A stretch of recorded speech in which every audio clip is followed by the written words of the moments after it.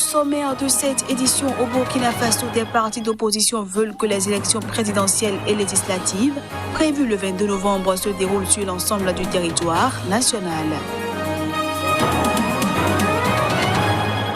La Guinée équatoriale exige le départ de la représentante de l'Organisation mondiale de la santé, qu'elle accuse d'avoir falsifié les données de personnes contaminées par le coronavirus.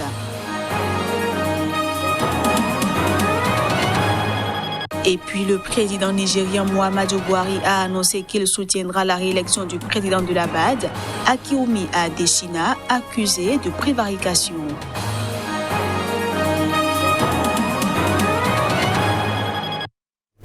À toutes et à tous, bienvenue. On démarre cette édition par le Burkina Faso, où des partis politiques d'opposition ont affirmé ce mardi leur attachement à ce que les élections présidentielles et législatives de fin novembre se déroulent sur l'ensemble du territoire national, et ce, malgré les violences djihadistes.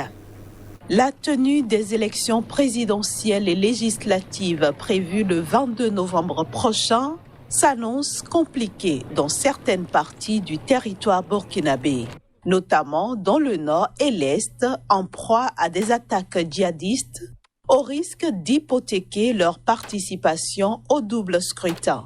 Mais malgré les attaques djihadistes, des partis d'opposition veulent que ces élections se déroulent sur l'ensemble du territoire national. L'opposition non affiliée ne souhaite pas la tenue des élections, amputant une partie du territoire et de la population burkinabé, contrairement à la Constitution et à l'indivisibilité de la République. C'est ce qu'a déclaré lors d'une conférence de presse le professeur Abdoulaye Somar, président de la conférence des présidents de l'ONA, un nouveau bloc créé en avril et réunissant une dizaine de partis ni affiliés à la majorité ni au chef de file de l'opposition. Ces élections seront anticonstitutionnelles si elles se tiennent dans ce contexte sécuritaire qui empêchera l'atteinte du suffrage universel, a soutenu Abdoulaye Somar, un constitutionnaliste réputé. Au cours d'une autre conférence de presse, les partis affiliés au chef de file de l'opposition ont, quant à eux, exprimé leur inquiétude sur la révision des listes électorales dans ces zones d'insécurité et le processus de vote des personnes déplacées. Pour rappel, l'Est et le Nord du Burkina Faso sont les régions les plus touchées du pays par les exactions djihadistes qui ont fait plus de 900 morts et 860 000 déplacés depuis 5 ans. Le week-end dernier, une série de massacres a fait au moins 50 morts dans ces régions.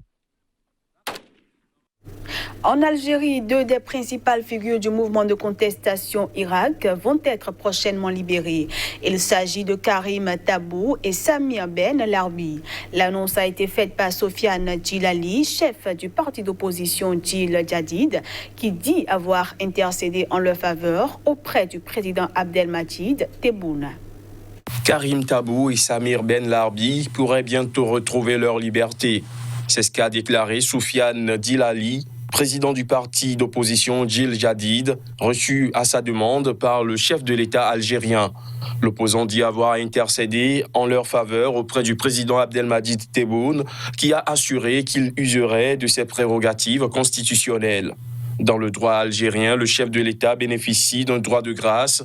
Celui-ci ne concerne en principe que les détenus définitivement condamnés, ce qui est le cas de Karim Tabou, vétéran de l'opposition, qui purge une peine d'1 an de prison ferme pour atteinte à l'intégrité du territoire national. En revanche, le militant Samir Ben Larbi, opposant de longue date du régime, est en détention préventive depuis le 7 mars dernier. Plusieurs ONG algériennes et internationales réclament la libération immédiate et sans condition, ainsi que celle de tous les prisonniers et prisonnières d'opinion incarcérés en Algérie. Selon le Comité national pour la libération des détenus, une 60aine de personnes sont actuellement détenues pour des faits liés au Irak. Le mouvement de contestation Irak réclame un changement de système en place depuis l'indépendance du pays en 1962. En vain jusqu'à présent, même s'il a obtenu en avril 2019 le départ du président Abdelaziz Bouteflika, après 20 ans de règne. Je le disais en titre, la Guinée équatoriale exige le départ de la représentante de l'Organisation mondiale de la santé. Cette dernière est accusée de gonfler le bilan du coronavirus dans ce petit pays d'Afrique centrale.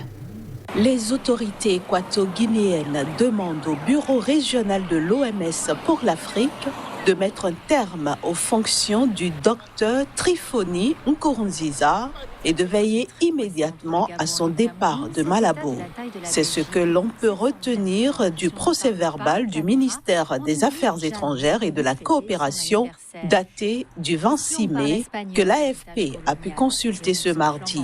Vendredi dernier, devant le Sénat, le Premier ministre équato-guinéen Pascual Obama Assoué a accusé la représentante d'avoir falsifié les données de personnes contaminées par le Covid-19.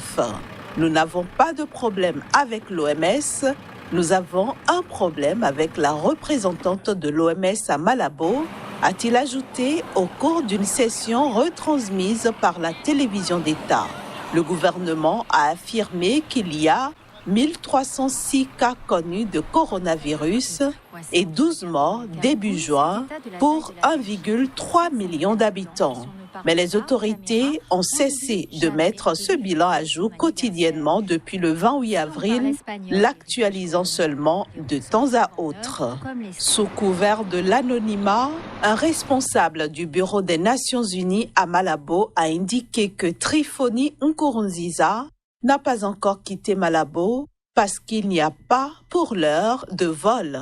Se prononçant sur la question, le site d'information Radio Makuto, basé en Espagne et proche de l'opposition, a affirmé dans un tweet que si l'OMS arrête de donner les chiffres du Covid-19, il sera difficile d'avoir les vraies données sur l'évolution de la pandémie en Guinée équatoriale, dirigée par le président Teodoro Obiang Nguema depuis 40 ans.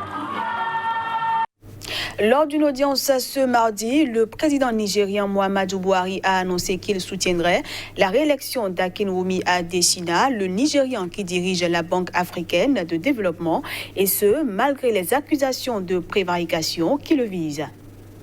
Ancien ministre nigérian de l'Agriculture, l'actuel président de la Banque africaine de développement Akinwumi Adesina brigue un second mandat à la tête de l'institution lors de l'élection prévue en mai dernier et reportée au mois d'août en raison de l'épidémie de coronavirus. Malgré le fait qu'il soit accusé de prévarication, le président Muhammadu Buhari a assuré à Akinwumi Adesina lors de leur rencontre à Abuja que le Nigeria le soutiendrait fermement. Le président Buhari s'est engagé à ce que le Nigeria travaille avec tous les autres responsables et actionnaires de la BAD pour permettre au docteur Adesina d'être élu pour un second mandat. Sur la base de son bilan, peut-on lire dans un communiqué de la présidence nigériane publié dans la foulée. Les États-Unis font pression pour l'ouverture d'une enquête indépendante après des accusations portées contre Akinwumi Adesina par un groupe de lanceurs d'alerte tels que comportement contraire à l'éthique, enrichissement personnel et favoritisme. Mais la semaine dernière, à l'issue d'une réunion du bureau du Conseil des gouverneurs de la BAD pour examiner l'affaire, aucune décision n'avait finalement été prise, avait affirmé sa présidente, Niale Kaba, également ministre ivoirienne du Plan et du Développement. Économiste spécialiste du développement, Akinwumi Adesina a de son côté clamé son innocence dans un communiqué ce mercredi et a affirmé qu'il allait continuer à travailler. Il est actuellement le seul candidat pour un second mandat de 5 ans à la tête de l'institution panafricaine de développement. À noter que le Nigeria est le premier actionnaire de la BAD et Akinwumi Adesina, le premier Nigérian à diriger l'institution depuis sa création en 1964. On retrouve cette fois-ci Kodjovi Ametonou pour la revue de presse Afrique.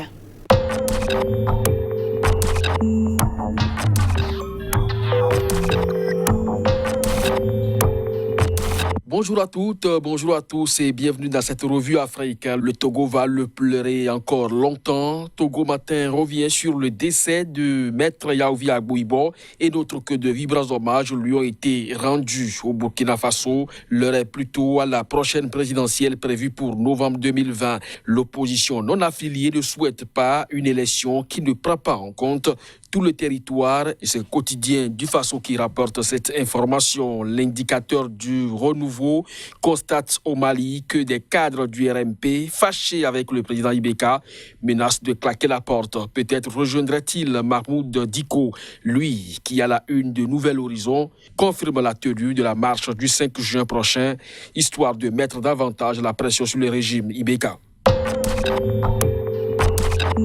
Le quotidien d'Abidjan donne la parole à un conseiller de Guillaume Soro. L'homme déclare que Ouattara a échoué à faire mieux que Gbagbo.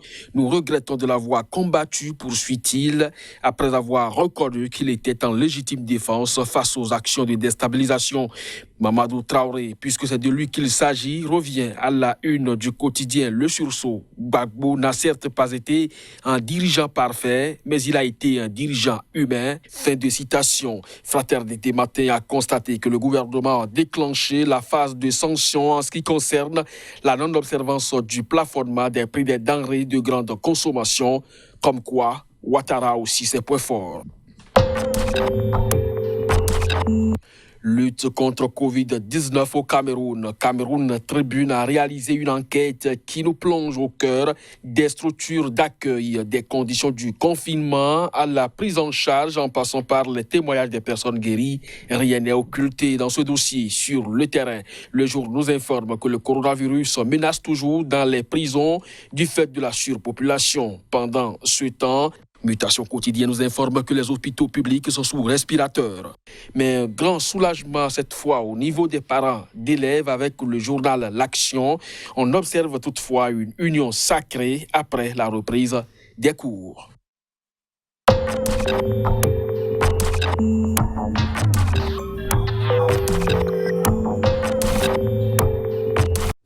Et c'est la fin de cette édition que je vous remercie d'avoir suivi.